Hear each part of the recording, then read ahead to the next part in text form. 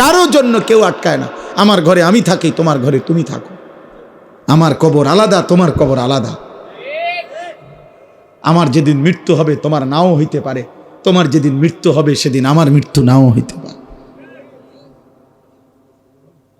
না, আলাদা আলাদা, আলাদা আলাদা। এই জন্য আমি এটাই বলছি, আখেরাত চাই, আখেরাত।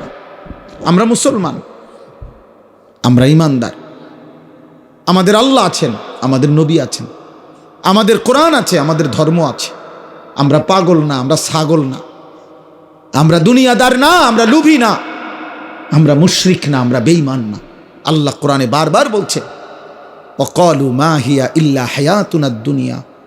আল্লাহ কোরআনে অনেকবার বলছে যে কাফের, মুশরিক, বেঈমানের কাছে এক কথা, জীবন শুধুই কেবল দুনিয়া, দুনিয়া। ওয়াকালু আইদা যালালনা ফিল আরদি আইন্না লাফি খালকিন জাদীদ। আল্লাহ কোরআনে বলে কাফের বেঈমানরা নবীকে বলতো, মুহাম্মদ আমরা মরে গিয়ে মাটির সাথে সমান হয়ে যাব, আবার নতুন করে আমাদেরকে কবর থেকে আবার উঠাবে। কবর পাইব কই, মাটি পাইব কই, আড্ডি পাইব কই? এটা হবে না, এটা আমরা বুঝে ধরে না, এটা বুঝে ধরে না। না না, এটা বুঝেই ধরে না, বিশ্বাস করে না, না শুধু বুঝেই ধরে না। হাতের এটা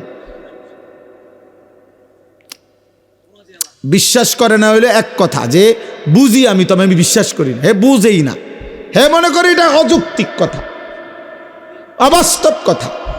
কোরআন শরীফে আছে ফাকালাল কাফিরুনা হাদা শাইউন আজীব। মক্কার কাফেররা বলতো, মুহাম্মদ আখিরাতের বিষয় নিয়ে তুমি যেগুলো বলতেছো এই কথাগুলোই আশ্চর্য, এগুলো আশ্চর্য কথা। এটা কি কও তুমি? এগুলো কি? কিসের হাসর, কিসের মিজান, কিসের ফুলসেরা? এটি কি কও তুমি? কি কও? আবল তাবল, নাউজুবিল্লাহ। হ্যাঁ, হুজুর বলছেন এখন মুত্তাকির, আল্লাহ ভীরু জান্নাতি বান্দার প্রথম সিফাত আল্লাযীনা ইউমিনুনা বিল গায়ব।